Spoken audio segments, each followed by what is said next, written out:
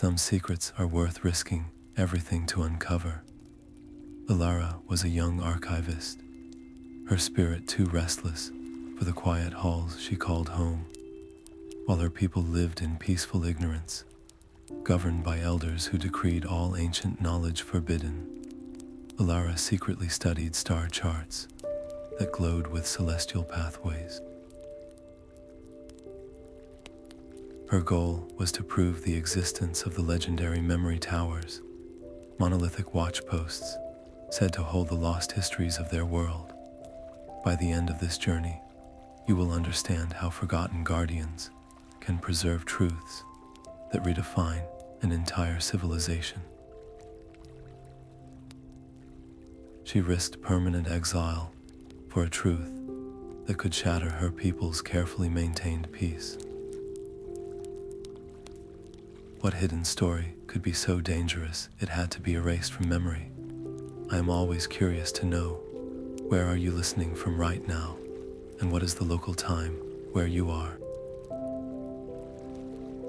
What would you risk to learn a history everyone else wants to forget? The star chart was not just a map, it was a clock. Late one night, the shimmering lines of celestial pathways finally converged in a pattern Ilara recognized. The alignment pointed unerringly to a single, jagged summit in the treacherous Whispering Peaks. This was it, the location of the first memory tower. Her heart hammered against her ribs as she began to pack, stuffing a satchel with dried food, warm furs, and climbing tools. She moved with a quiet urgency, every rustle of cloth sounding like a thunderclap in the silent archive. It was this sound that betrayed her. The door creaked open to reveal Kale, her mentor, his face etched with a deep disappointment that hurt more than any shout. He had pieced together her obsession from her questions, from the long hours she spent with the forbidden charts. "Do not do this, Ilara," he pleaded, his voice low and strained. "Those peaks are named for the winds that steal the senses, and the towers were buried for a reason. The knowledge they protect consumed the civilization that built them. It is a fire that will burn you and everyone you care for." His fear was a palpable force in the room, a wall of protective love she was poised to shatter. For a terrible moment, she wavered, seeing the genuine terror in his eyes, but the pull of the truth was a stronger, colder current. The silence of her people, the gaping holes in their history, it was a wound that had to be healed. She told him she was sorry, the words feeling hollow even as she spoke them. Her conviction had already hardened into a choice. As darkness fell, she made her final, fateful move. Slipping into the deepest vault of the archive, she took the keystone, a smooth, obsidian disc rumored to resonate with the tower's ancient locks. The moment she lifted it from its pedestal, a low, resonant hum filled the air. A silent alarm. She clutched the keystone and fled, melting into the night as shouts began to erupt from the elders' quarters. Her scholarly quest was over, replaced by a desperate flight. She slipped into the shadowed forest at the valley's edge, the cold air biting at her lungs. From far behind her, carried on the wind, came the first howls of the elders' trackers. The sound was a promise of relentless pursuit, a chase that would test every ounce of her resolve and her hard-won knowledge of the wilds. The wind did not just whisper, it lied. Each gust through the narrow canyons twisted into deceptive echoes, making distant rockfalls sound imminent and nearby threats seem far away. Ilara moved with a deliberate slowness, her fingertips brushing the striated rock walls. She remembered the old geologic texts, the warnings about these peaks. The stone here was unstable, its fractures singing a specific, dangerous song. She had to listen past the wind's deceit to the deeper, grinding hum of the mountain itself. One wrong step, one dislodged pebble, could trigger a cascade of stone. Her knowledge was her only guide, a fragile thread of intellect in a labyrinth of natural treachery. She traced the sonic patterns, following a path of relative silence where the wind's song was oldest and most worn. It was a path only an archivist, not a tracker, could find, but her success came with a cost. As she placed the obsidian keystone on a specific rock formation to amplify its resonance, the entire canyon shuddered. Not from a rockfall, but from something far more deliberate. From a wall of seamless stone, a guardian unfolded itself, a construct of interlocking granite and quartz. It was not a beast of flesh and blood, but a moving piece of the mountain, its single, glowing eye fixing on her with ancient, impersonal purpose. Her belief that intellect could overcome any obstacle was now a theory facing a brutal test. Outrunning it was impossible, and fighting it was laughable. She had only her mind and the environment. She noticed how the construct moved toward the source of the keystone's hum, drawn to its energy like a moth to a flame. A desperate, brilliant idea formed. Instead of trying to destroy the guardian, a thought that felt sacrilegious, she would use the keystone to communicate. She dodged a sweeping stone arm and scrambled to a higher ledge, holding the disc aloft. She began to modulate the hum, not as a key, but as a language, mimicking the stable, resonant frequencies of the mountain's bedrock. The guardian slowed, its movements becoming sluggish, confused. It was a sentry designed to repel force, not to interpret a plea for peace. With a final, resonant pulse from the keystone, the construct stilled, its glowing eye dimming to a soft flicker before it settled back into the canyon wall, becoming just another rock formation. She had preserved it, and in doing so, she felt a profound respect for the civilization that had built such a thoughtful, formidable protector. But the victory was costly. The obsidian disc in her hand was now dull and cold, its energy nearly spent. A cold dread pooled in her stomach. Would it even work when she reached the tower itself? As if in answer, a sharp, clear horn call echoed up from the valley far below. The trackers had heard the commotion. They now had a beacon. Her time, already short, was now measured in heartbeats. As the guardian's form merged back with the stone, the rock face behind it shifted, grinding open to reveal a dark, towering archway. The entrance to the first memory tower stood before her, a silent mouth, promising everything she had risked her life to find.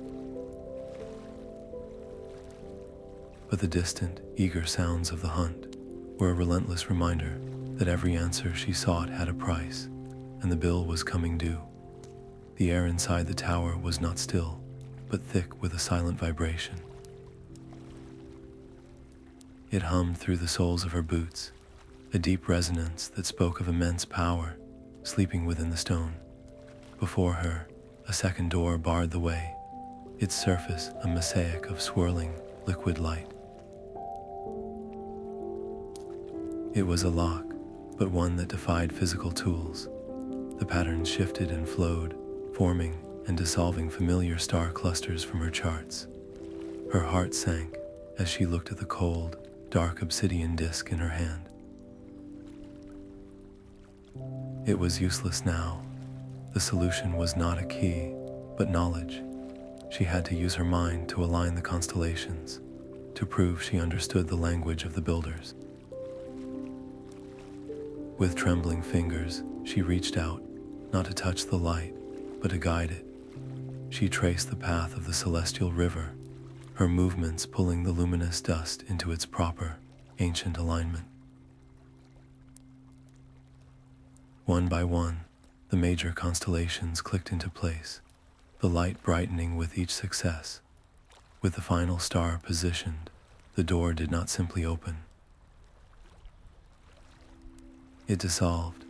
A wave of pure memory hit her with the force of a physical blow.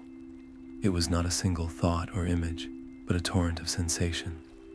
The soaring joy of a completed calculation, the bitter sorrow of a lost comrade, the determined pride of laying a foundation stone. 1,000 lives, 1,000 hearts, poured into her all at once. Alara gasped, stumbling back as the weight of centuries pressed down on her consciousness.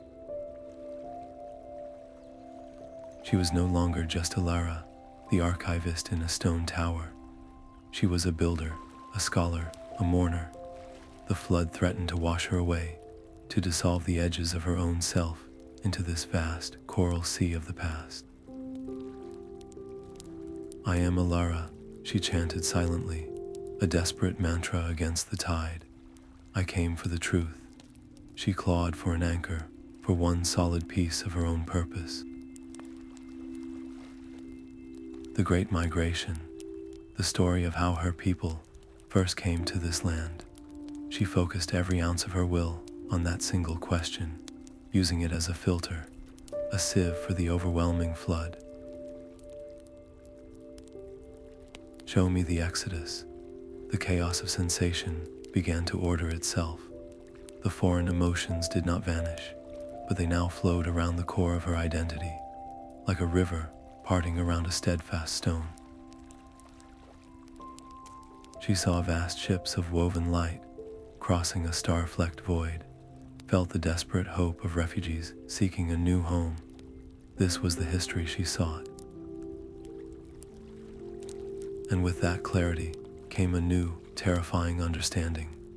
The memory towers were not standalone libraries. They were a sequence, a chain of consciousness, where each tower prepared the mind for the next. To access the knowledge of the Spire of Tides without first passing through this one would be like trying to drink the entire ocean. It would shatter a mind unprepared, and the feedback could destabilize and erase the entire network. The preservation of this history was a fragile, deliberate process. As her own senses fully returned, one final memory crystallized with perfect clarity. A vision of a slender spire, its pale stone lashed by waves, submerged beneath a turquoise sea. The path forward was now a race against time, not just to escape the trackers, but to reach the coast before the fragile chain of memory was broken forever. The exit from the tower was a crack in the mountainside, hidden behind a curtain of thorny vines. Alara plunged into the network of caves beyond, a shortcut known only from decaying hydrological maps. Her plan was to use the underground rivers to mask her scent and confuse the trackers. For a time, it worked. The only sounds were the drip of water and her own ragged breaths echoing in the dark. Then the world roared. A deep shudder passed through the stone, and with a deafening crash, the tunnel behind her collapsed, sealing her in total blackness. She was not alone. A figure stirred in the dust-filled air, coughing. Kale. He had not come to drag her back, but to reason with her one last time. Their argument ignited in the oppressive dark. "Why can you not see the danger?" he demanded, his voice raw. "I have seen it. I sought the Spire of Tides in my youth.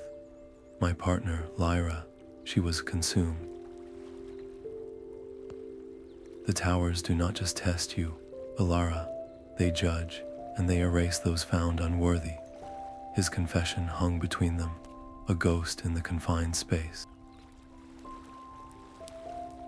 His fear was not born of blind obedience, but of personal, devastating failure. He had witnessed the very consequence he was trying to save her from. Ilara's certainty wavered. Was her quest brilliant conviction, or just the arrogance of ignorance, repeating a tragedy he had already lived? The air was growing thin. They could debate philosophy, or they could survive. She made her choice, a quiet decision in the crushing dark. We need to move this rock, Kale. Your strength and my knowledge of the stone's fracture points. It was not forgiveness, but a truce forged by necessity.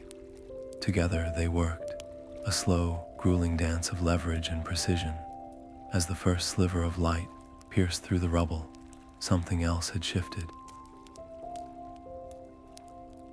The bond between student and mentor, though cracked, began to reset into something new, something harder. When they finally emerged, blinking in the daylight, the vast, endless ocean stretched before them. Kale looked from the water to her resolute face and sighed, a sound of surrender and grim purpose. I will guide you to the spire, he said, but know this. The sea itself guards it, with tides that can crush a ship against hidden rocks in an instant. And there are keepers, a sect who have protected the spire for generations. They believe any intrusion is a sacrilege that will unravel the memories held within. They will not try to capture you, they will try to kill you. The rhythmic waves crashed against the shore, a serene and timeless sound that masked the human and elemental perils now waiting beneath the surface. The salt-scoured village clung to the cliffs like a stubborn barnacle, its paths carved by generations of fishermen who read the ocean's mood in the color of the waves. Ilara and Kale found no welcome in the wary eyes that tracked their progress. Information here was a currency more valuable than gold, and they had none to spend. So Ilara offered the only wealth she carried, her knowledge. She studied the flight of the gulls and the subtle shifts in the wind, and she approached the village net mender with a prediction of a coming squall. Her accurate forecast, delivered hours before the sky darkened, was the key that turned the first lock of trust. The net mender, in return, shared the village's deepest secret. The pale tip of the spire of tides only broke the surface during the season's lowest ebb, an event due in just 2 days. He also spoke in hushed tones of the tide singers, the local keepers who view the spire as a living heart, its rhythm not to be disturbed by outsiders. The tide singer elder was a woman with eyes the color of a winter sea, and her refusal was as immovable as the coastal granite. Ilara knew a direct plea would fail. She could not reveal that she sought to awaken the entire network of memory towers, an act the elder would see as the highest sacrilege. She stood before the woman, the salt wind pulling at her clothes, and made a choice founded on a desperate honesty. She would not lie, but she would offer a piece of the truth as a gesture of respect. Closing her eyes, she reached for the torrent of memory from the first tower, isolating a single crystalline thread. She began to hum, then to sing, the notes forming a haunting, ancient melody that was not a song of her people, but a lament of the sea itself, a memory of the first builders gazing upon the endless ocean. The effect was immediate. The elder's stern expression fractured into one of profound shock. This was a song from the spire's own Genesis, a verse known only to the most senior tide singers, and it had never been shared with an outsider. You carry a piece of the deep within you, the elder whispered, her voice thick with a mix of awe and fear.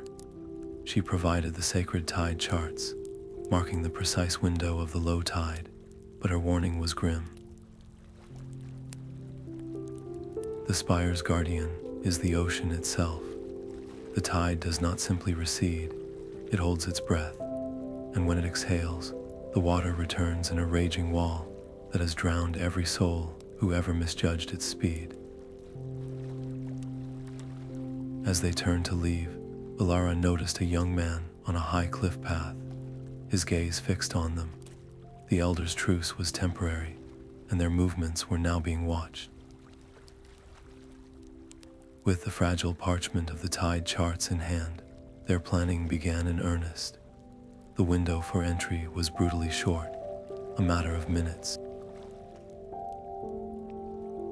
Kale secured a small, swift boat from a fisherman, paid in silver and silence, while Alara pored over the charts, memorizing the rhythm of the waves, the hidden currents, and the jagged, submerged rocks that formed a natural maze around the spire's base.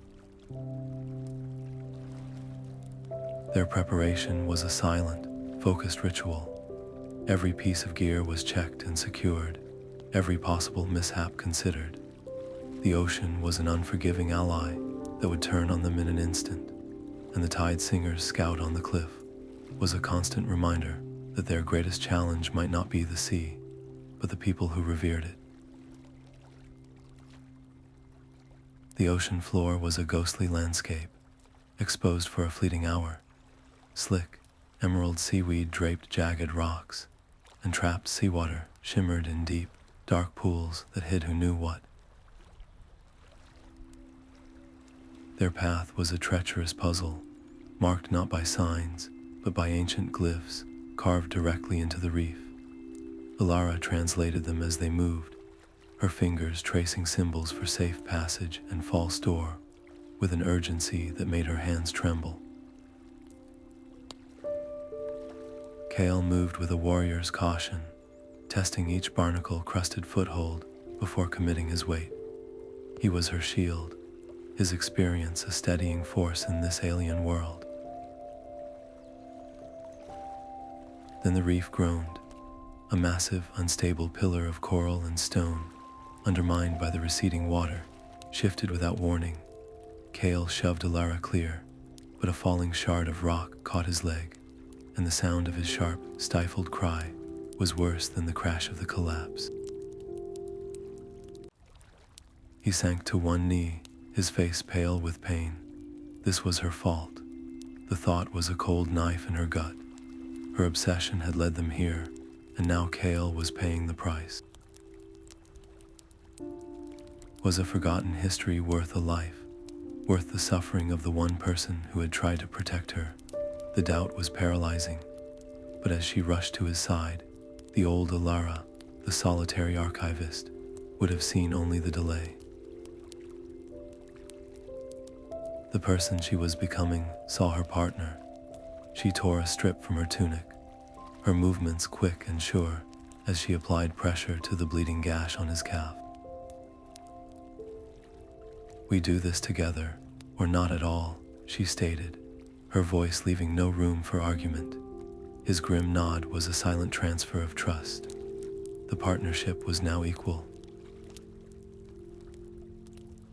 Her growth into a leader was forged in that moment of shared vulnerability, not in solitary triumph. With Kale leaning on her, she had to decipher the remaining glyphs alone, her mind racing under the weight of his injury and the relentless countdown in her head. Every choice was now critical. She chose a path marked with a glyph for Current's heart, hoping it meant a direct route and not a death trap, and then the sea itself answered. A single gentle wave, no higher than her ankle, slid across the exposed rock. It was followed by another, stronger one. The tide was turning, far sooner than the sacred charts had predicted. Their retreat was already being erased, the safe path dissolving into a churning foam. They were cut off. The only way was forward, into the dark, gaping maw of the spire's entrance, now half submerged. The roar of the returning ocean was a monstrous breath at their backs. They plunged into the chilling, saltwater passage as the first powerful surge crashed against the opening, sealing them inside with a force that shook the very foundations of the stone. The water was a cold, rising terror. It lapped at their waists within minutes, its dark surface hiding the intricate machinery of the chamber. Alara pushed Kale onto a narrow ledge, his face tight with pain, and turned to face the room. This was not a library of scrolls, but a colossal instrument. Channels carved into the walls fed the seawater into a complex system of basins and counterweights.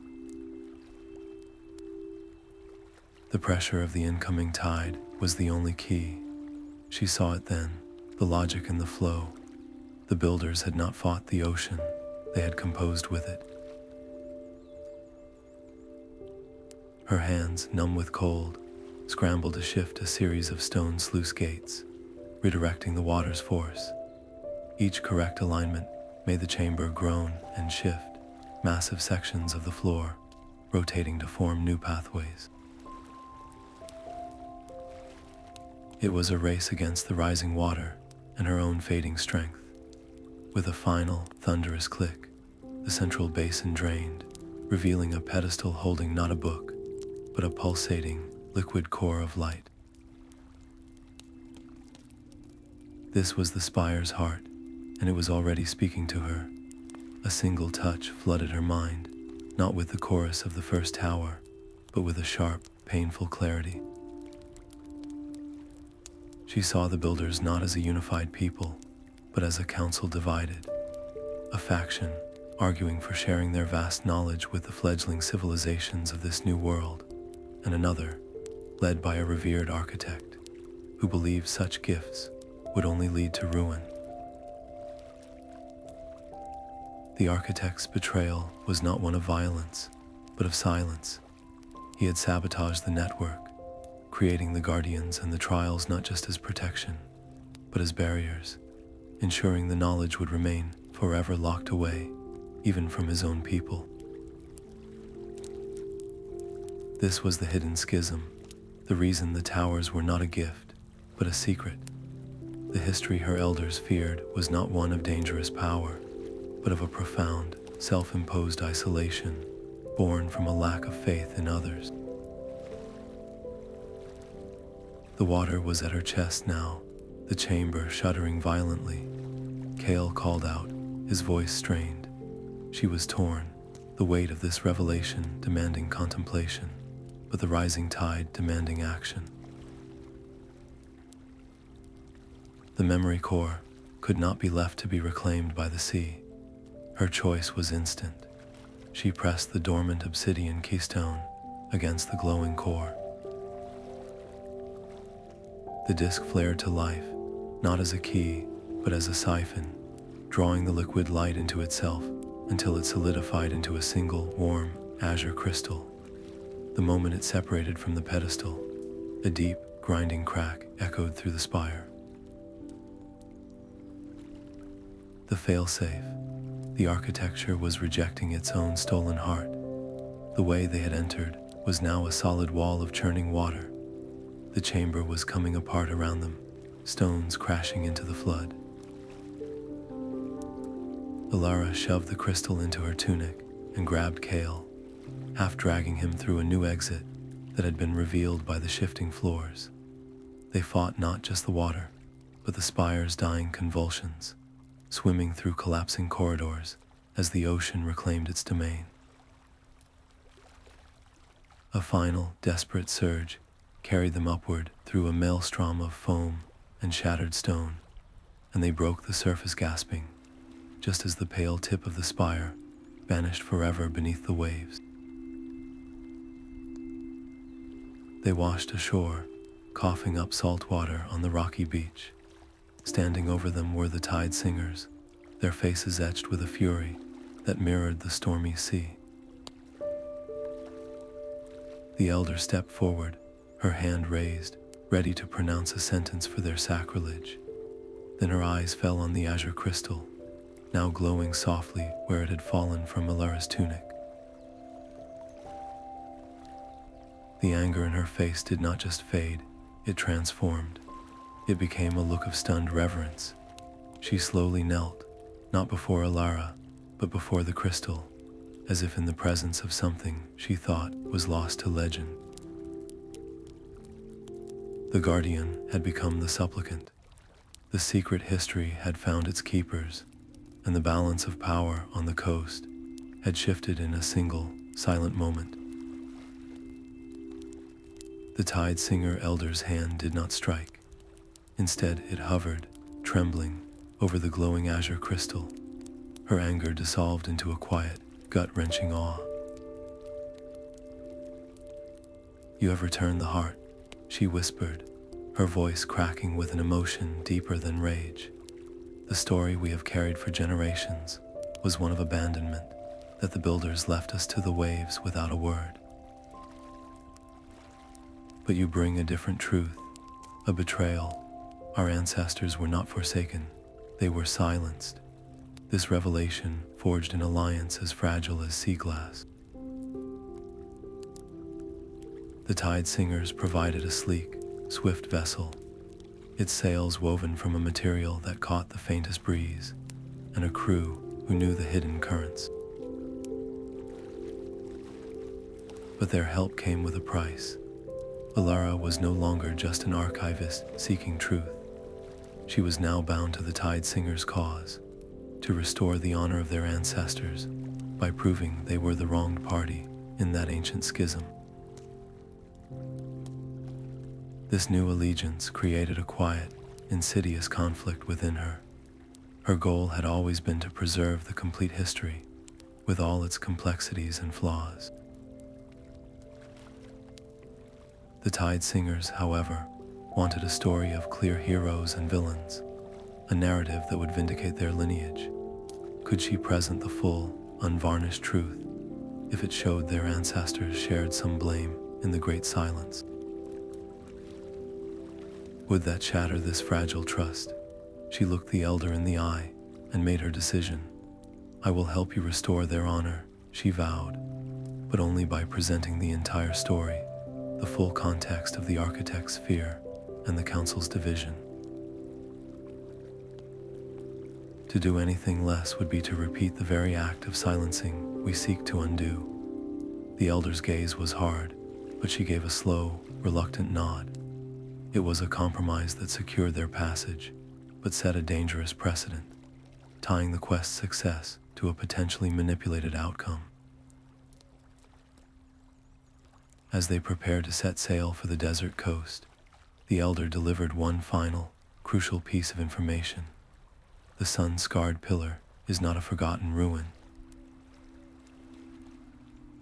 Another group seeks it, the Sandwalkers.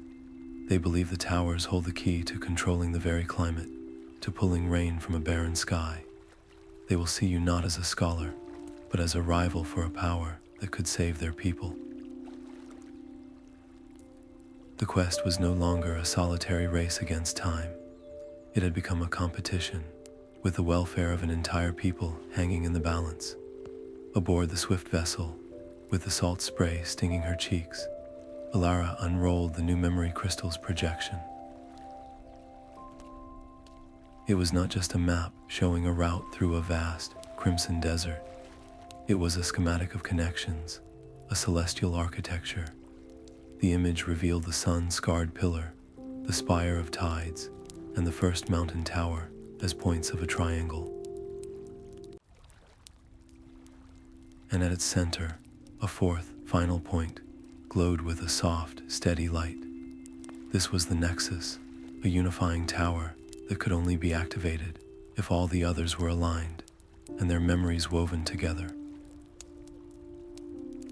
The ultimate truth was not held in one place, but in the harmony of them all.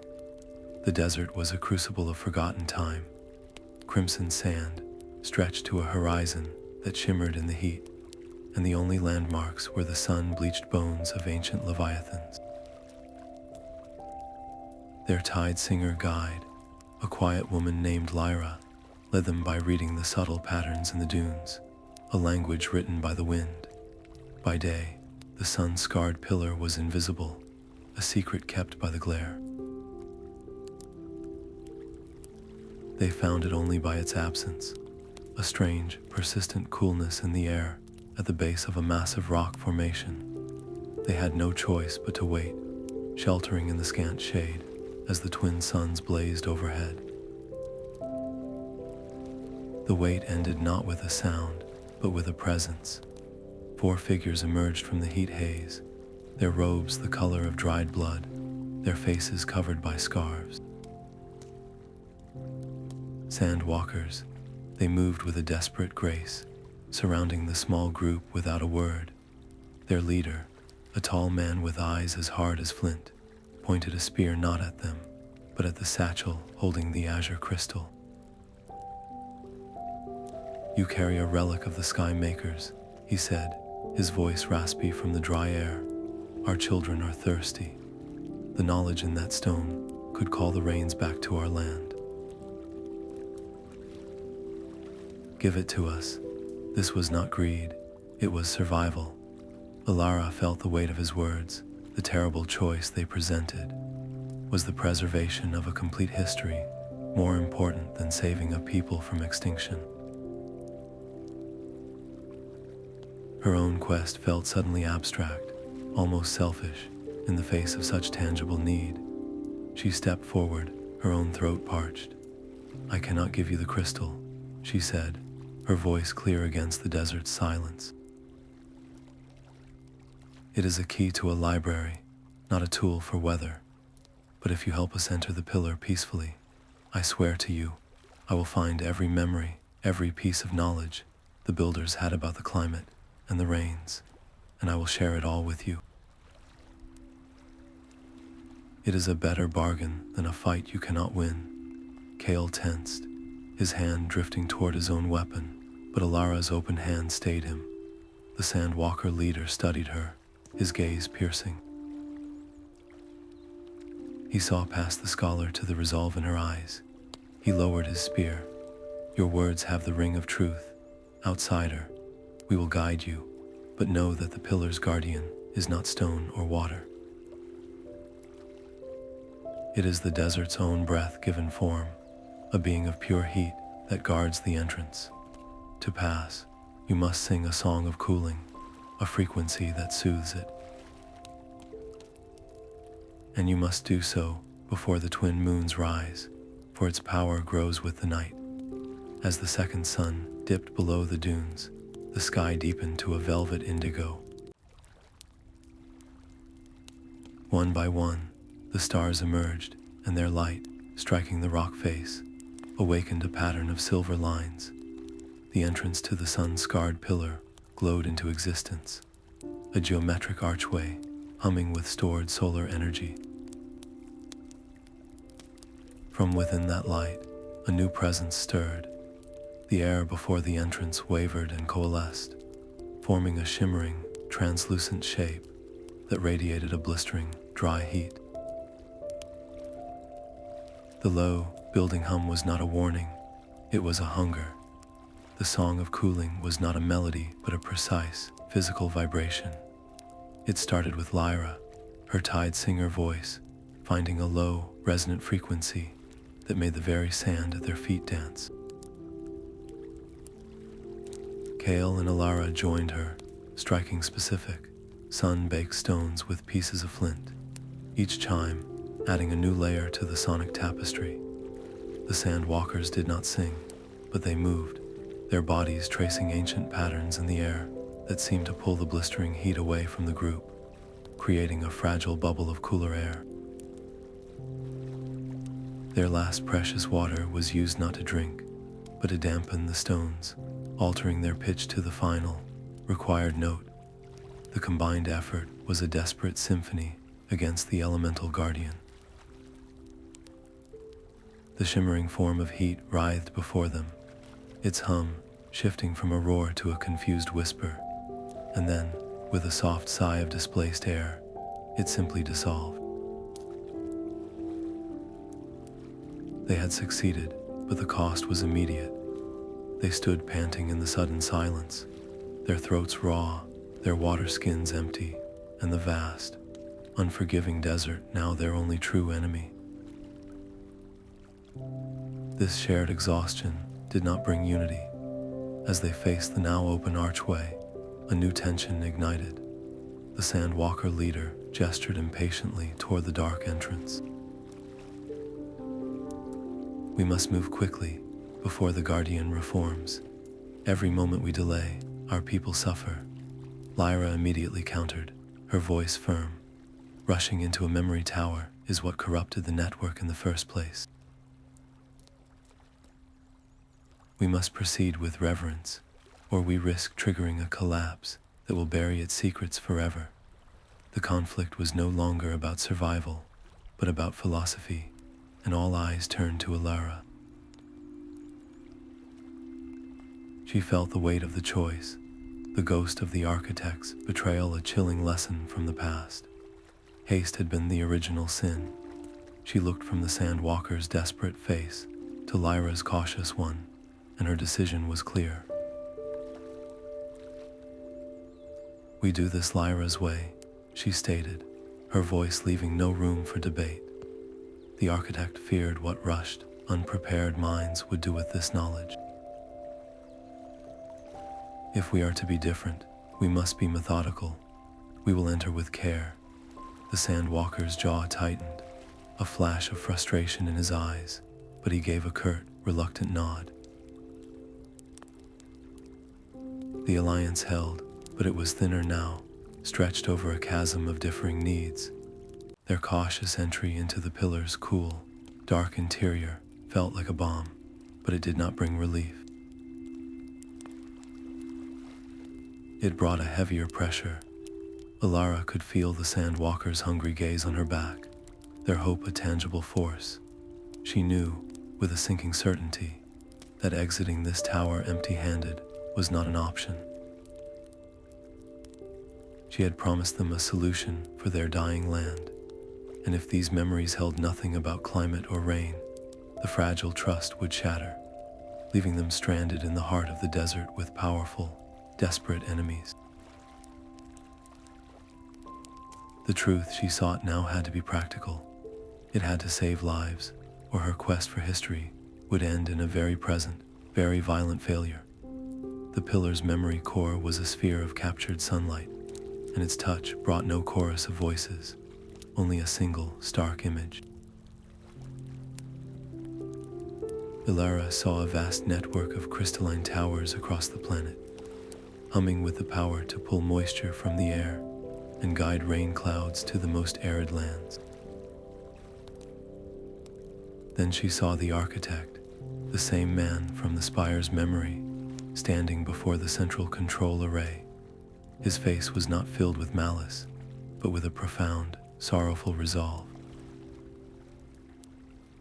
He did not destroy the technology. He placed it into a deep, dormant sleep, severing its connections to prevent the warring factions of the Council from using the weather itself as a weapon. The great betrayal was not an act of aggression, but an act of disarmament. The knowledge the Sandwalkers so desperately sought was not lost. It was imprisoned for the safety of all. And the key to its prison cell lay in the final tower, the Heartstone Spire. Reactivating the network could end the desert's thirst forever, but it would also hand the power of global climate to whoever controlled the Heartstone. It was a cure that could become the ultimate weapon. The Sandwalkers stood waiting, their hope a tangible heat in the cool chamber. Alara looked at their leader's weathered face, at the deep lines of hardship carved by a lifetime of drought. To tell him the full truth, that the technology was sealed away because of its inherent danger, would be to extinguish that hope. A desperate people, told their salvation exists, but is being withheld, might be capable of anything. The weight of the archivist's vow to present the full story pressed down on her, but the heavier weight was the potential for violence. She made her choice. She turned to them and spoke of the Heartstone Spire, of its role as the central control point for the ancient climate network. She told them it was the only way to restore the rains. But she said nothing of the architect's fears, nothing of the catastrophic potential for misuse. The lie of omission felt like a cold stone in her chest. The relief and fervor that ignited in the Sandwalker's eyes was immediate. Their entire focus shifted from this library of the past to the promise of the future. They would not be left behind. They would guide the group through the deepest, most dangerous part of the desert, directly to the Heartstone's location. Ilara's mission was no longer a quiet scholarly pursuit. As they exited the pillar, the crimson wastes seemed less menacing under the hopeful gaze of their new companions. But Ilara saw the formation of their caravan with a sinking heart. Her small, focused group had swollen into a small army with the Tide Singers, the Sandwalkers, and Kale, all united by a goal she had framed, but each faction carrying its own secret ambitions for the power they were about to unlock. The final tower was no longer just a destination. It was a looming crucible where the truth would have to face the consequences of the hope she had created. The mountain pass was a gauntlet of silent, ancient defenses. Ilara walked to the head of the swollen caravan, the azure keystone warm in her palm. Its hum had become a second language to her, a constant vibration that she now interpreted as a map. She could feel the pressure points in the rock, the subtle energy signatures of dormant traps laid by the builders. Her hand would rise, and the entire column would freeze, holding its breath as she guided them along a path only she could perceive. This fragile trust, however, was no match for the desert-hardened impatience of the Sandwalkers. One of them, eager to scout ahead, strayed from the precise route, his boot dislodging a seemingly ordinary stone. The mountain answered with a deep, grinding roar. The world dissolved into chaos as a cascade of boulders thundered down, splitting the caravan in two. When the dust settled, a wall of shattered rock separated Ilara and Kale from the others. They were alone, with only a single pack of supplies and the echoing silence of the high peaks. Their only path forward was a treacherous, narrow ledge that snaked down into a mist-shrouded valley. The air grew thin and cold, their breath pluming in the fading light. As they rationed their meager water, the isolation pressed in. Kale finally broke the silence, his voice raw. "I was wrong to try and stop you, Ilara. It was not because I doubted you." His confession tumbled out, the story of his own doomed journey to the Spire of Tides with his partner, Lyra. I saw the light in her eyes extinguish when the memory core judged her unworthy. I could not bear to see that happen to you. My fear dressed itself up as wisdom, but it was just cowardice. He had not been protecting their people's peace. He had been protecting his own heart from breaking again. Ilara looked at this proud man, now laid bare by regret, and saw not an obstacle, but the person who had cared for her all along. "There is nothing to forgive," she said softly. "Your fear was born of love, and love is a stronger compass than fear." It was a moment of profound healing, solidifying their partnership into an unbreakable bond. They made a pact then to push forward, to find the others and see this through to the end, no matter the cost. The valley they entered was a place of profound wrongness. The mist itself seemed to speak, coiling into shapes that whispered directly into their minds. These were not true ghosts. but psychic echoes of the builder's own doubts and failures, given form by the land's strange energy.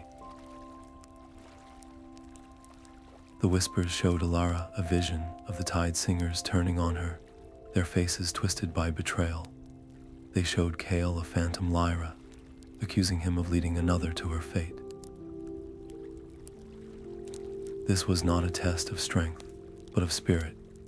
The echoes fed on their deepest insecurities, trying to convince them that their quest was doomed, that they were repeating the tragedies of the past. Alara clung to the warmth of the keystone, and Kale stood firm, his renewed purpose a shield against the psychic assault. They did not fight the whispers, but acknowledged them and walked on, their shared resolve a quiet defiance that the echoes could not erode. When they finally emerged from the valley's oppressive gloom, the sight before them was both breathtaking and terrifying. The Heartstone Spire rose in the distance, a magnificent structure of interwoven crystal that pulsed with a slow, rhythmic light, like a heartbeat made visible. But at its base, the rest of their caravan was already gathered. Even from this far, the tension was palpable. They could see the distinct groups: tide singers, sand walkers, and the few trackers who had followed standing apart from one another, their postures rigid. The alliance was fracturing before the final door had even been opened. Their race was over, but a new, more dangerous struggle for control was just beginning.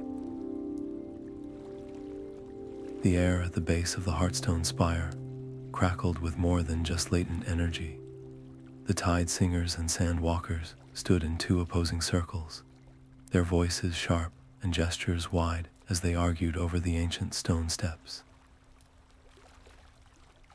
The honor of first entry was not a trivial matter to them. It was a claim to the legacy inside.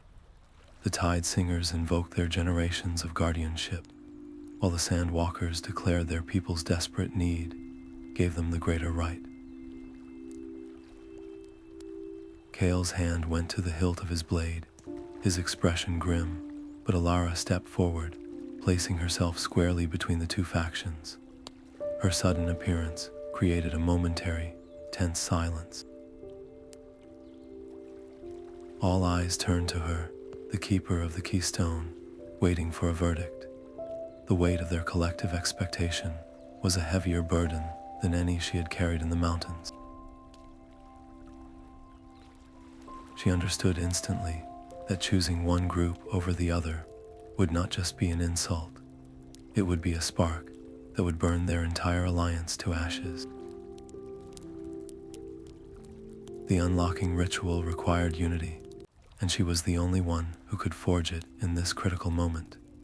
She raised her voice, clear and steady. We do not enter as separate peoples today. We enter as the council that should have been. The builders intended this knowledge to be shared, not fought over. All of us will cross this threshold together. And I will be the one to perform the unlocking. Her declaration was a bold claim of authority, one that left no room for debate. The arguments died in their throats, replaced by a watchful, anxious quiet. The pressure was now entirely on her shoulders. As the group ascended the final steps toward the immense, crystalline doors, the azure keystone in her palm flared to life, burning with a light so bright it was difficult to look upon. It was reacting to the accumulated energy of the other towers, a convergence of histories. In that brilliant glow, a terrifying realization dawned on Alara. The ritual would not be a simple act of placing a key in a lock. To awaken the nexus, she would have to open her mind completely, channeling the torrent of memories from the mountain tower, the spire of tides, and the sun-scarred pillar all at once. It was a task that had shattered one mind already, and now she was volunteering to attempt it before a watching, hopeful audience. The great doors of the Heartstone Spire swung inward without a sound, and a wave of pure, raw energy washed over them, a force that was neither hot nor cold, but alive with a trillion preserved thoughts. Ilara took the first step across the threshold, feeling the collective hope and fear of every person at her back, pushing her forward into the luminous unknown. The chamber was not a room, but a mind, vaulted arches of pure crystal, pulsed with the light of a billion captured moments, and the air itself hummed with the weight of ages. In the center of the vast space, a single pedestal awaited the keystone. Ilara's steps echoed as she approached, the eyes of the tide singers and sand walkers burning into her back. She placed the azure crystal into the node. The world dissolved. Instantly, the chamber walls vanished, replaced by a living, breathing projection of the ancient world. The assembled group stood in the middle of the builder's grand council hall, witnessing the schism unfold around them as ghostly holograms. They saw the architect, his face etched with a sorrowful resolve, plead his case for isolation. "We cannot give them the sky," he argued. "They will use it to make war." The other faction countered with visions of shared prosperity, of deserts blooming and coastlines thriving. The full, tragic truth of the betrayal was laid bare. It was not malice, but a profound, fearful love for their creation that led him to sabotage the network. The original purpose of the climate technology was not control, but stewardship, a gift meant for all, which fear had turned into a secret. The reaction was immediate and volatile. A sandwalker cried out, his voice cracking with desperation. "You see, the power to end our suffering exists. We must activate it now," a tide singer elder shouted back, her face pale with horror. "And hand a weapon that can drown continents to whoever holds this spire." The architect was right. It must be destroyed. The arguments erupted around Ilara, their conflicting desires creating tangible waves of distortion in the luminous energy matrix of the chamber. The crystal arches flickered dangerously. The unified memory stream she was trying to navigate began to fray, the different histories pulling against each other like wild currents. The mental strain translated into physical agony. A sharp, stabbing pain bloomed behind her eyes, and a trickle of blood ran from her nose. She could feel the spire itself groaning under the pressure, its stability wavering. A catastrophic feedback loop was building, one that would not only erase every preserved history, but likely shatter the crystalline structure and plunge the entire region into chaos. She had to find another way, a path between the extremes of selfish use and fearful destruction. Ignoring the pain and the shouting, she pushed her consciousness deeper into the memory stream, searching not for a tool, but for a principle. She sifted through the fear and the hope, past the moment of betrayal, seeking the original intent, and then she found it. It was the Founder's final, unheeded decree, a memory buried beneath the conflict. It was not a law, but a covenant, a declaration that the great work could only be sustained by shared stewardship, by a council of all peoples who would swear an oath not to control the system, but to serve its balance.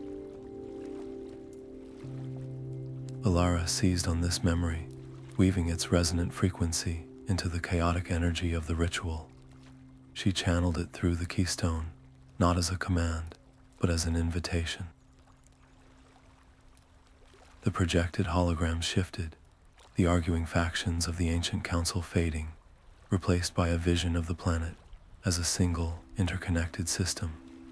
The deserts, the oceans, and the mountains all linked in a delicate, breathing balance. The solution was not to give control to one group, but to require all groups to become its guardians. The shouting in the chamber died down, replaced by a stunned silence, as the vision of shared stewardship unfolded around them. The climax of the ritual was now within reach, balanced on the edge of a collective choice. The unified memory stream was a tapestry woven from every hard-won lesson. Ilara did not command the energy, she guided it, her mind a conduit for the principles she had learned. The value of partnership from Kale, the necessity of honesty faced with the Tide Singers, the vital compromise offered to the Sand Walkers, all flowed into a single, new directive. The climate technology would be restored, its ancient pumps and atmospheric guides humming back to life after centuries of silence, but its control would be distributed, its core functions locked behind a requirement for consensus from all the peoples of the land. No single faction could command the rain or the tides alone. A visible wave of soft, green energy pulsed outwards from the Heartstone Spire, radiating across the visible sky. In the distant desert, the air itself seemed to quicken, and a faint, impossible coolness touched the sun-scorched sand. Far to the west, the coastal winds shifted, carrying a new moisture that promised an end to the corrosive salt storms. Simultaneously, across the continent, the other memory towers flared with a gentle, sustained light. The mountain watchpost, the sunken spire, the desert pillar, all became beacons, their histories now unlocked and accessible to any seeking mind. The great silence was over. Holding this mental connection was an agony of pure focus. The influx of a world's memories was a tidal wave against the shores of her consciousness. She felt the architect's fear, the council's hope, the desperate thirst of the Sand Walkers, and the deep sorrow of the Tide Singers as a single, overwhelming symphony. Her own identity threatened to dissolve into the chorus. She had to trust that the alliances she had built, the fragile understandings forged in crisis, were a foundation strong enough to bear the weight of this new, shared truth.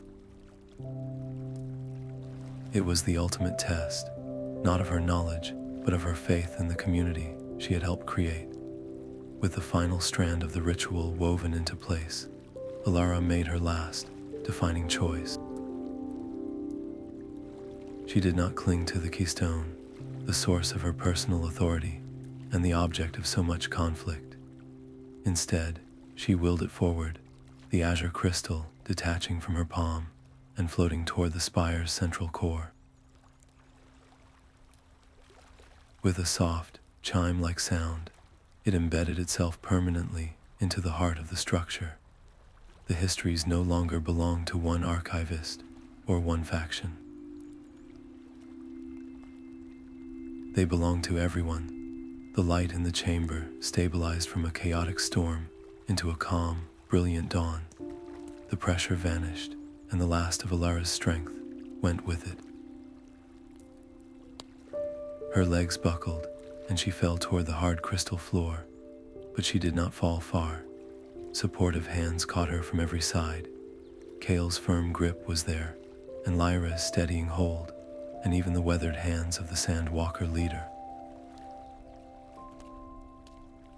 They held her not as a leader who had given them what they wanted, but as the person who had shown them a path they had not known was possible. In that moment, a united community was born from the ruins of ancient division. Consciousness returned not as a sudden shock, but as a slow, gentle tide.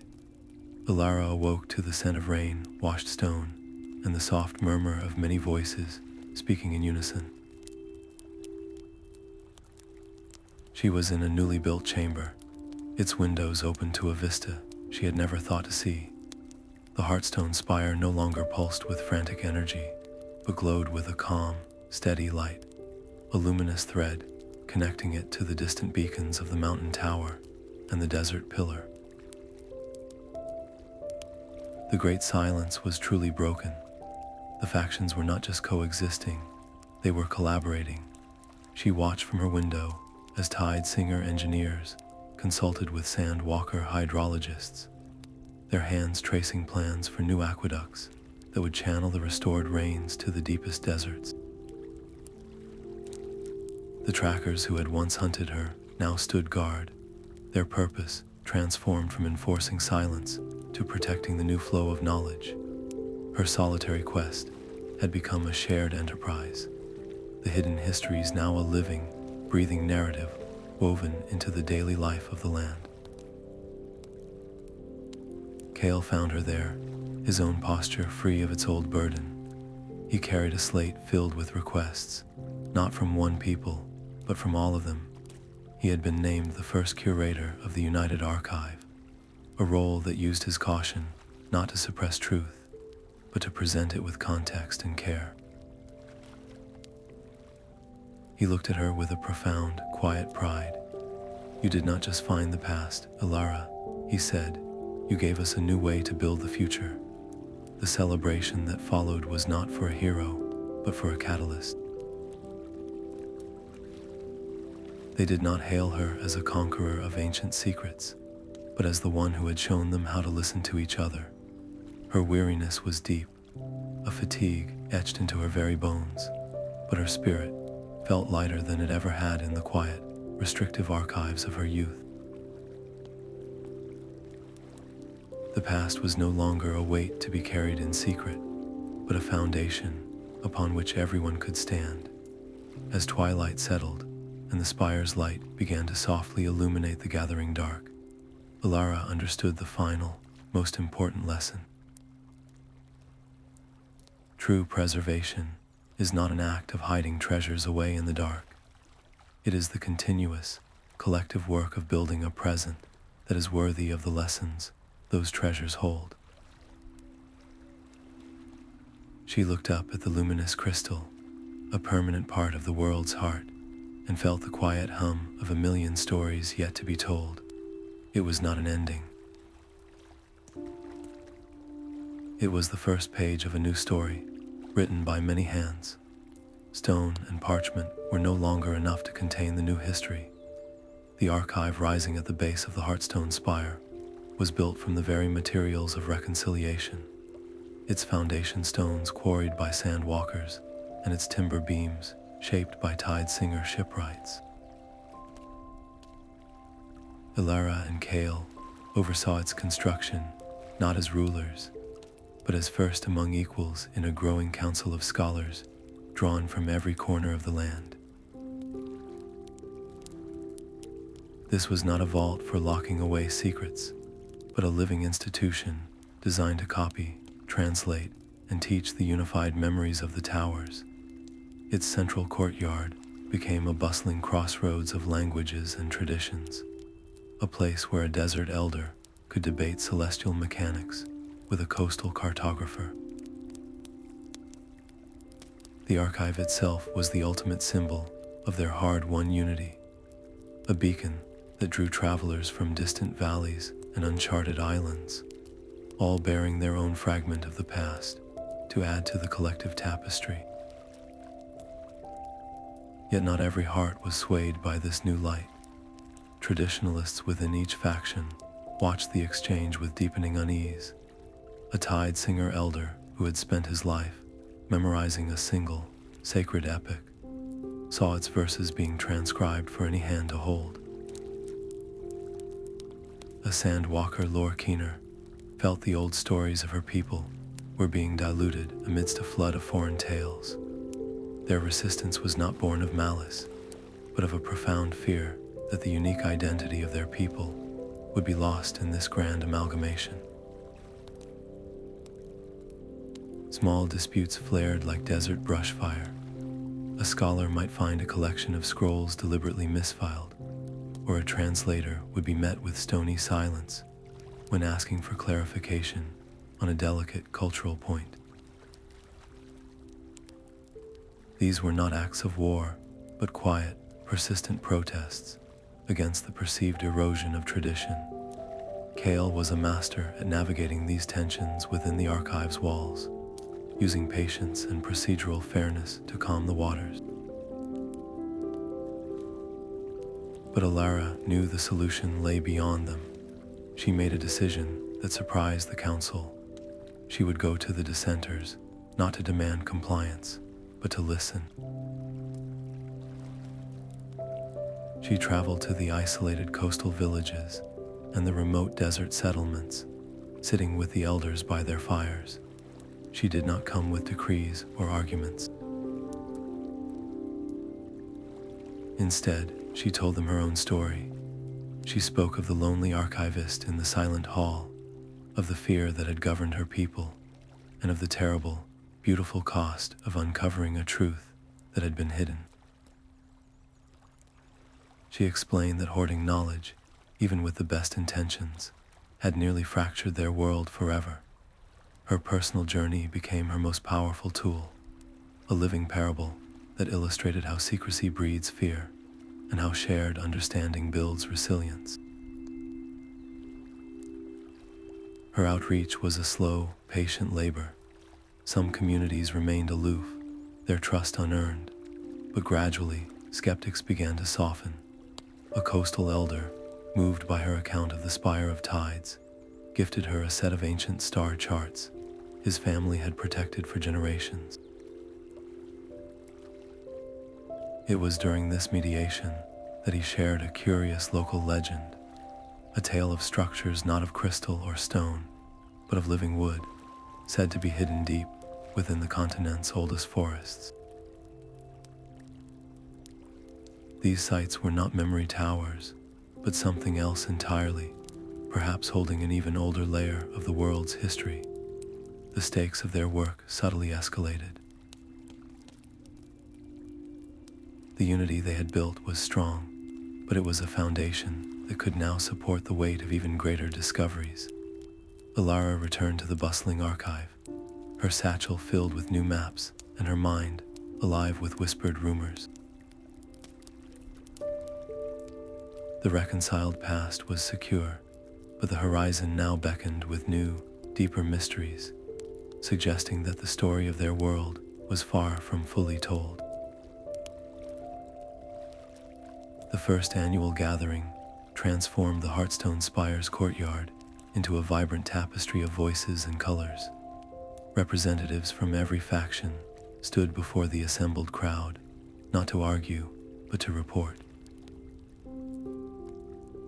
A sandwalker hydrologist described the first tentative rains greening the edges of the Crimson Desert. Her words met with a hushed, hopeful silence. A tide singer engineer followed, unveiling plans to use rediscovered desalination techniques to heal their salt-scarred shores. Each update was a thread being woven back into the fabric of a world they were mending together. The air buzzed not with tension, but with a shared, tangible momentum. It was a testament to how far they had come from the fractured groups that had first stood before these crystalline doors.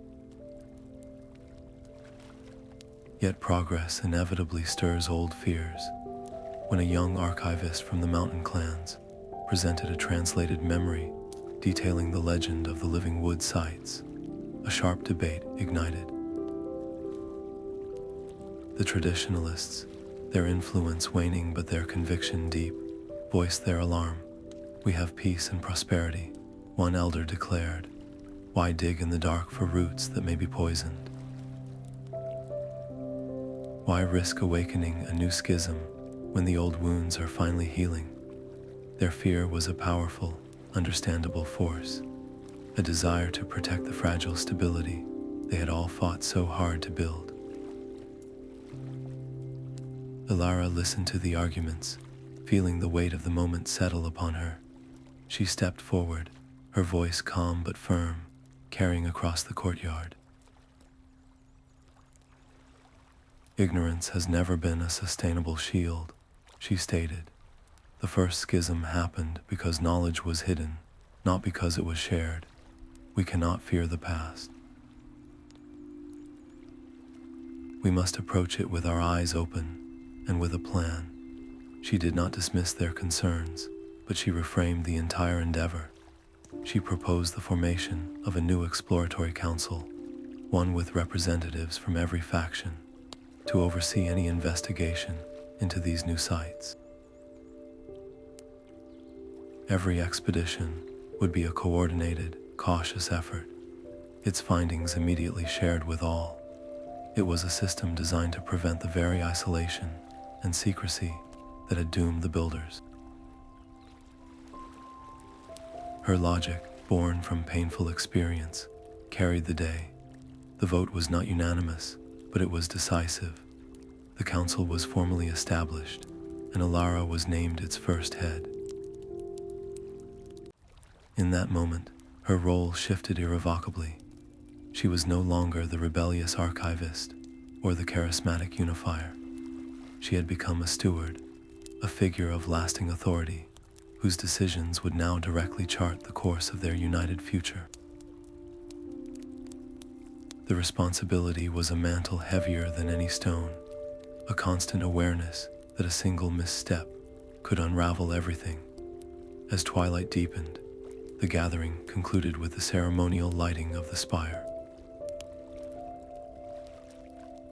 The crystal arches blazed with a soft, white light, a beacon of their shared commitment that could be seen for miles. Alara watched the faces around her, illuminated by the glow, and felt a profound sense of fulfillment. They had built something beautiful from the ruins of silence, but as the light shone on the dark horizon, it also illuminated the vast, unknown territories that lay beyond. Her new role was not a victory lap, but a vigilant watch, and the first report from the Exploratory Council was already waiting on her desk. Lyra's fingertips traced the brittle edge of a Tide Singer shell tablet, her breath catching as a previously hidden layer of script shimmered into view. It was not another epic or weather lore, but a personal confession, fragmented and desperate. It spoke of a master builder, the visionary behind the memory towers, who had not simply retired after the schism.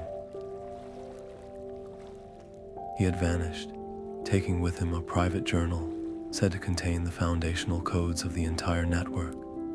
This was not just history, it was the original blueprint, a document that could explain why the Guardians were designed to test rather than destroy, and perhaps even reveal ways to strengthen the towers against the slow decay of time. The potential was staggering, a chance to understand the very conscience of the civilization they were rebuilding. Lyra immediately took her discovery to Alara, her eyes alight with a scholar's fervor. Alara felt that old, familiar pull, the archivist's hunger for a complete story. But now she sat not in a silent vault, but at the head of a council table, and the same discovery that thrilled her also presented a clear and present danger. Announcing the hunt for the Master Builder's journal could shatter their hard-won peace. The Tide Singers would claim it as part of their ancestral legacy. The Sandwalkers would argue their need gave them a primary claim. The old rivalries, so carefully soothed, could ignite in an instant over the ownership of a single, powerful secret. Alara made her decision with a calm authority that belied the racing of her heart. She would not suppress the discovery, nor would she let any one faction control it. In full view of the council, she assigned a joint expedition, a team composed of Tide Singer navigators, Sandwalker pathfinders, and her own most trusted archivists. Their mission was not to retrieve the journal for one people, but to recover it for the United Archive. This was a precedent, a living demonstration that new knowledge belonged to everyone. The first reports from the field, however, sent a chill through the council chambers. The journal's last known location was not in a gentle valley or a sheltered ruin. It was hidden in the Shattered Range, a notoriously unstable region of seismic upheaval and treacherous rock formations. Recovering it would require a major commitment of resources and personnel, pushing their cooperation to its absolute limit. It was one thing to agree on a principle in a safe courtyard, and another to risk lives for a theory. As Alara stood on the archive's high balcony, watching the mixed expedition assemble in the courtyard below, she felt the old thrill of the hunt stir within her. The wind carried the scent of distant rain and the determined chatter of the team, but the feeling was different now, tempered by the heavy weight of responsibility. The greatest discovery was no longer a solitary truth, but the collective strength of the people willing to seek it out together. The hum of the oldest memory crystals had changed. It was a subtle shift, a faint wavering in their light that only a practiced archivist would notice. Alara's heart sank as she realized the truth. The foundational records, the very first memories of the builders, were slowly degrading. A fading echo was leaching the color from their oldest songs, threatening to turn the origins of their world into permanent silence. This was not a problem of access, but of preservation, a slow decay that no one had anticipated. The race was no longer for discovery, but against oblivion itself. Their solution was as complex as the problem. The archivists theorized that a reinforcement ritual could stabilize the crystals, but it required 3 rare materials, each native to a different faction's lands. They needed the resonant quartz from the mountain clans, the deep sea nacre from the tide singers, and most critically, the sun-blessed clay from the heart of the Sandwalker territories. This was not a simple shopping list. It was a test of their newfound unity, and the first request nearly broke it.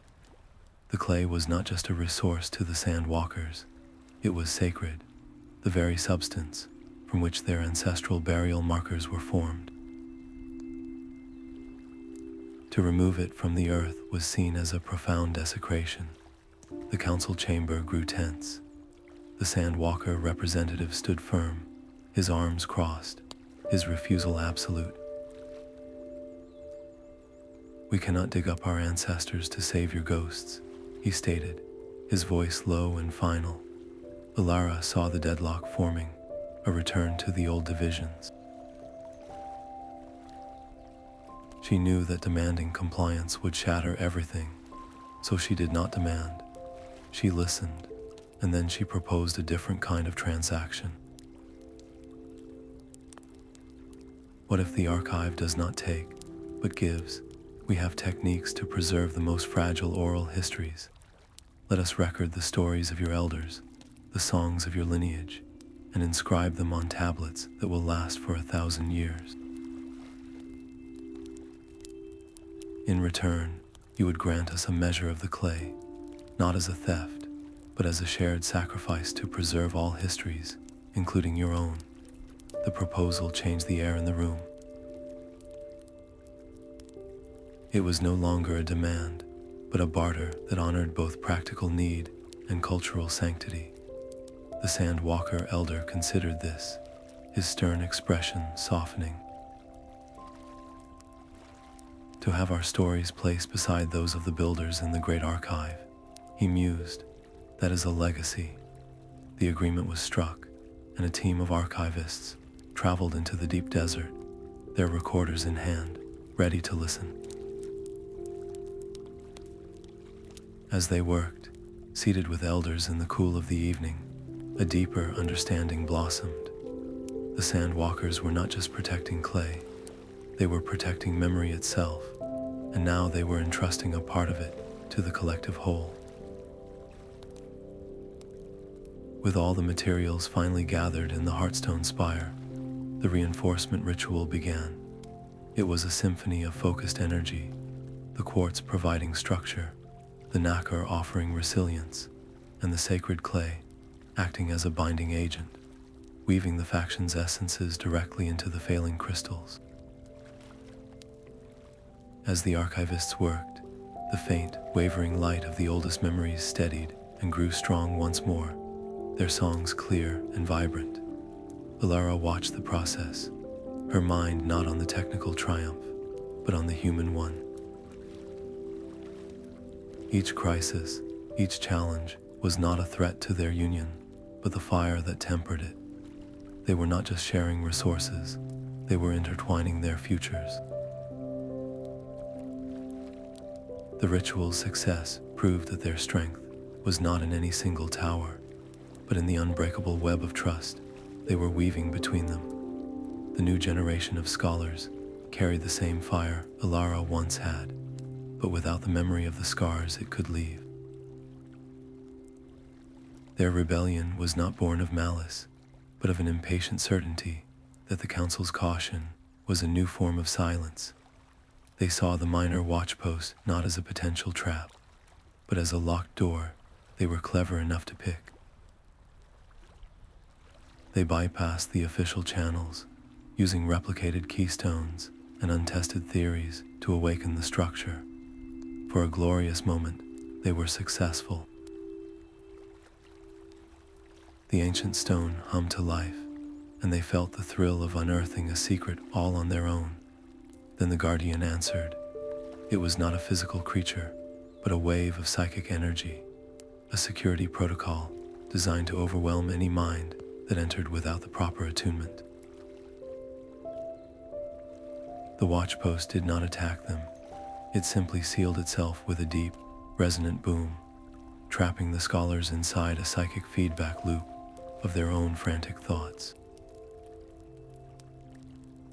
The alert resonated through the Heartstone Spire's core with the force of a physical blow. Alara felt it in the crystal beneath her feet, a sharp, discordant chime that signaled a breach. Her heart clenched, not in anger, but in a cold dread. She knew that sound.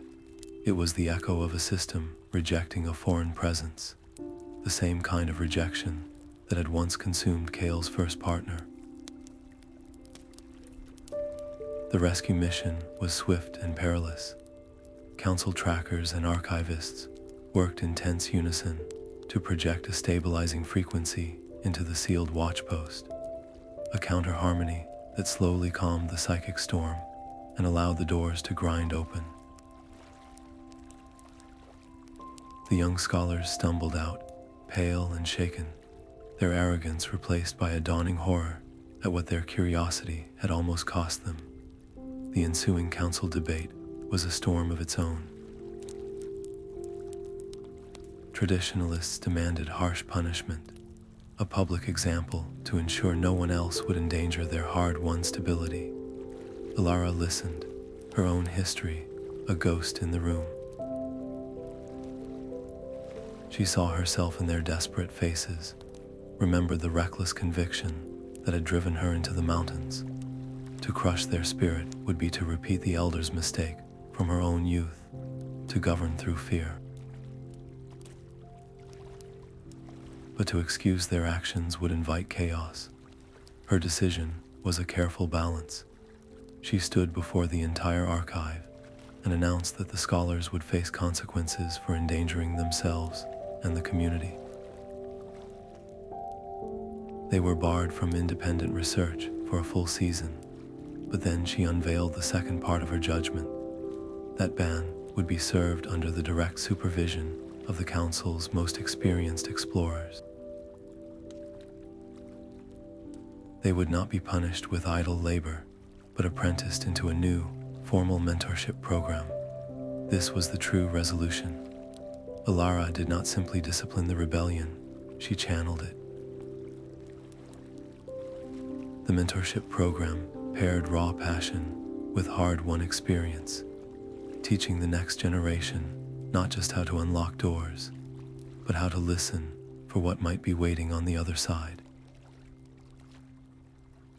It turned reckless individuals into a responsible community. From this successful experiment, the first formal Explorers Guild was born. It established standardized training, safety protocols, and a sworn oath to pursue discovery with both courage and wisdom. At the Guild's first induction ceremony, Alara watched the same rebellious scholars, now humbled and focused, recite their vows. Their fire had not been extinguished, only tempered and given purpose. The spirit of inquiry was no longer a solitary spark, but a guiding flame passed carefully from one generation to the next. The prophecy was hidden in a quiet corner of the Heartstone's oldest song. Kale found it during a routine translation, a string of symbols that resolved into a chillingly clear warning. It spoke of a convergence, a future alignment of the towers where their collective energy would not just reflect the world's state, but amplify it. If harmony reigned, the network would sing a song of unity for generations. But if conflict festered, it would magnify that discord into a storm that could shatter their hard-won peace. This was not a prediction, but a promise of consequences built into the very architecture of their history. The discovery sent a ripple of anxiety through the archive. Suddenly, their unity was not just a moral choice, it was a practical necessity for survival. The Tide Singers interpreted the prophecy through their connection to the planet's rhythms.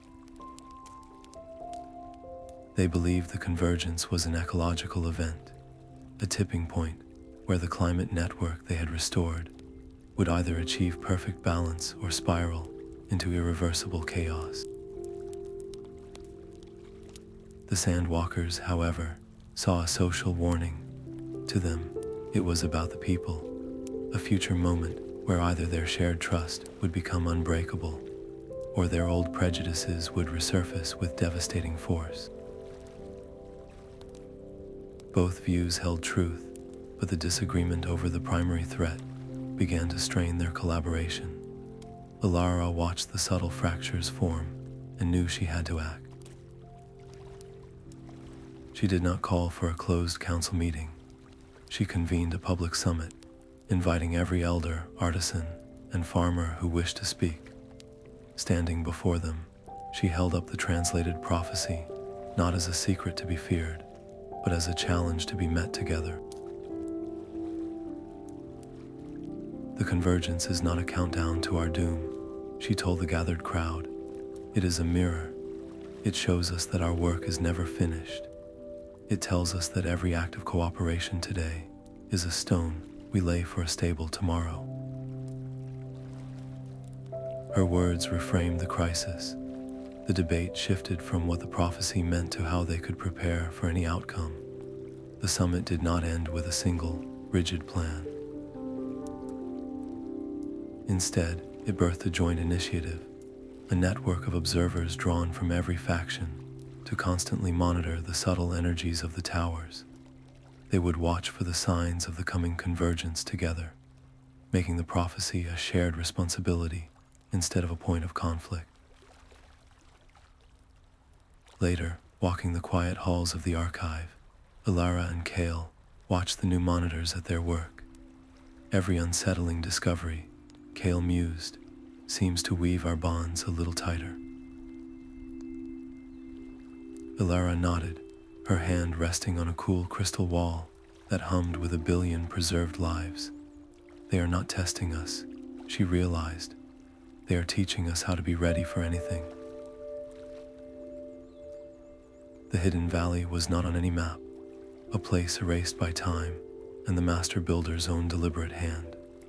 Following Lyra's fragmented clues, the expedition found it cradled in the highest peaks, a sanctuary where the air itself seemed to hold its breath.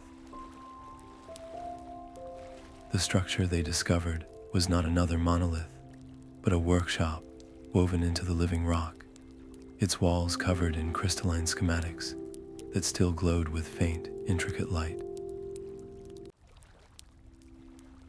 And there, resting on a simple stone pedestal, was the journal. Its pages, made of a strange, flexible metal, were filled not with grand proclamations, but with the builder's most private fears and hopes. He wrote of his creation not as a perfect, finished library, but as a living system, a child he had set upon a path of its own. The towers were designed to learn, to absorb the new histories of each generation, and evolve their understanding, weaving fresh stories into the ancient tapestry. This was his true, unrealized vision, a system that breathed and grew with its people. This revelation split the council like a lightning strike. The traditionalists were horrified. They saw the towers as sacred, their forms immutable. To modify them was no different from the original sacrilege that had shattered the network. The innovators, led by a new generation of engineers, saw only boundless potential. They argued that to keep the system static was to betray the builder's deepest wish, to let his greatest work stagnate and die. The journal itself offered no simple answers, only warnings that each modification, while potentially unlocking new capabilities for deeper connection and empathy, also carried the risk of a cascade failure, a collapse that could erase everything back to silence. The choice was no longer between right and wrong, but between the safety of a beautiful monument and the peril of a living, changing partner. Alara stood in the center of this storm, the weight of the metal journal heavy in her hands. She had spent her life recovering a static past, only to learn it was meant to be a living conversation. She understood the fear of the traditionalists, felt it in her own bones. But she also saw the brilliant, dangerous truth in the builder's words. She proposed a path of radical caution. We will not rewrite the symphony, she told the divided council. We will learn to play a new note. Her decision was to authorize the first modification, but on the smallest, most isolated tower, the mountain watchpost where her own journey began. The change would be tiny and entirely reversible, a simple adjustment to how the tower processed and integrated newly offered oral histories, allowing them to blend more seamlessly with the ancient records. And every step, from design to execution, would be overseen by a committee with representatives from every faction. The day of the test was a silent vigil across the land. When the engineers applied the modification, the mountain tower did not shudder or roar. It pulsed once, a warm, golden wave of light that rolled gently down its slopes. Then something miraculous happened. A Sandwalker elder, telling a story of a recent peace treaty, found his words being gently echoed and enriched by a relevant memory from a Tide Singer ancestor, creating a new, layered narrative that honored both perspectives.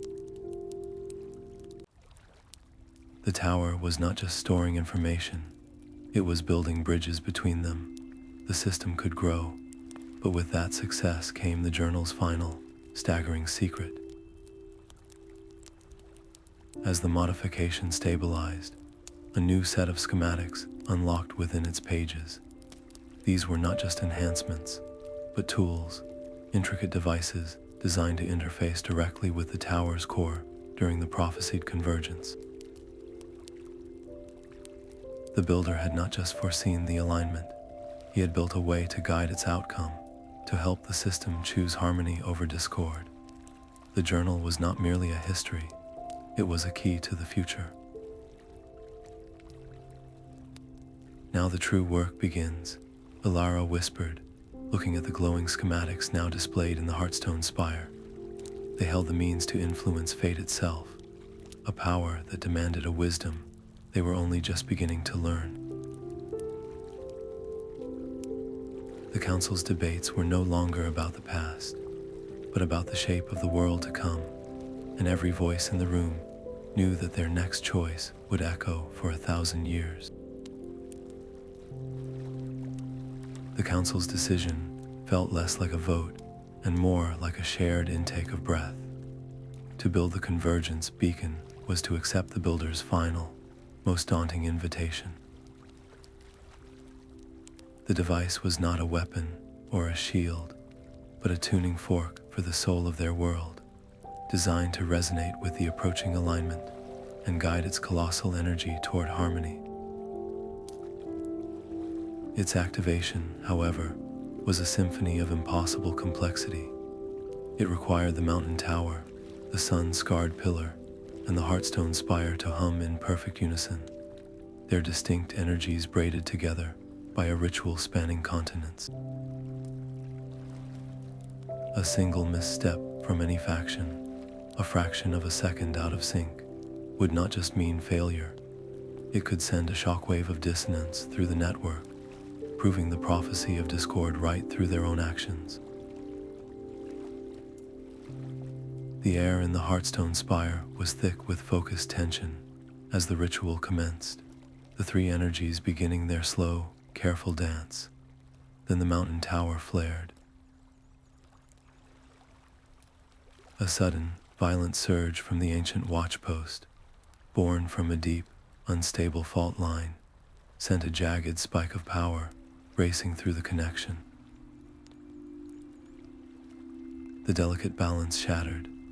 Warning chimes shrieked through the spire, and the beacon's core flickered erratically, on the verge of overloading and burning out their one chance to shape the future. In that splinter of a second, Alara did not try to control the surge herself.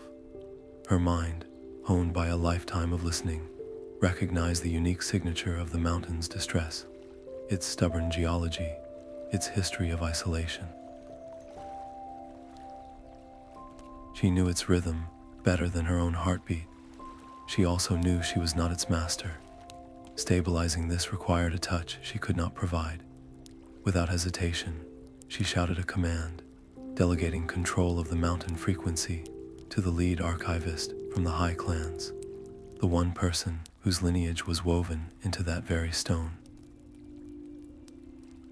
Simultaneously, she called upon the Tide Singer engineers to channel the excess power into the vast, forgiving reservoir of the ocean, and the Sandwalker geomancers to ground the chaotic resonance deep within the desert earth. It was the ultimate act of trust, placing the fate of the beacon and their future into the hands of her partners. For one terrifying, suspended moment, the system wavered. Then the coordinated response took hold. The mountain's rage was soothed by a familiar, ancestral hand. The ocean drank the fury. The desert absorbed the tremor. The three energies wove back together, not in a forced lockstep, but in a richer, more resilient harmony, strengthened by the very crisis they had just overcome. With a final, profound chime that was felt in the bones of every person on the continent, the Convergence beacon ignited at the spire's peak. It pulsed with a calm, steady light, a vigilant eye now watching the celestial clock. But its activation did more than that. It left the door open. A permanent, real-time link now connected the towers, a channel through which their unique perspectives and memories could now flow without ceasing. The network was no longer a collection of separate libraries. It had become a living, breathing mind. Alara felt its presence wash over her, a gentle hum of a billion interconnected stories. The towers were awake, and their shared guardianship was no longer a duty, but a conversation that would never end. The beacon's light wove through the high clouds, a silent loom stitching the sky to the world below. Years had passed since Alara first slipped into the Forbidden Archive, her heart a frantic drum of defiance. Now, standing at the peak of the Heartstone Spire, she felt a different rhythm, the steady, resonant hum of the memory towers in conversation. That network of silent sentinels, once guarding forgotten truths in isolation, now pulsed with a vibrant, living exchange. Stories from the desert coast, wove with songs from the mountain clans, their combined wisdom flowing like a great, unseen river through the hearts and minds of the people. Her solitary quest had become a chorus. She had not simply found a new role, she had become the heart of a living tradition. The past was no longer a relic to be protected from the present, but a vital voice in its constant shaping. In the bustling archive below, a child could listen to the memory of a master builder's doubt, and a sandwalker elder could find the solution to a water crisis in the notes of a tide singer ancestor. The hidden histories were not locked away. They were active participants, offering hard-won lessons that helped build a wiser, more empathetic world. Every decision, from where to build a new well to how to resolve a border dispute, was now illuminated by the long, intricate story of how such choices had played out before. The future still held the profound uncertainty of the convergence, that celestial alignment where the network would amplify the world state, for good or for ill. But Alara looked out at the beacon's calm, vigilant light and felt no fear. The true foundation was not the crystal spire beneath her feet or the ancient technology they had restored. It was the intricate web of trust they had woven between them, the shared purpose that turned rivals into partners, and the relentless, humble curiosity that ensured they would always seek to understand before they sought to control. Whatever challenge the future held, they would face it not as a single archivist, but as a united people, ensuring the light of the past would always illuminate the path forward.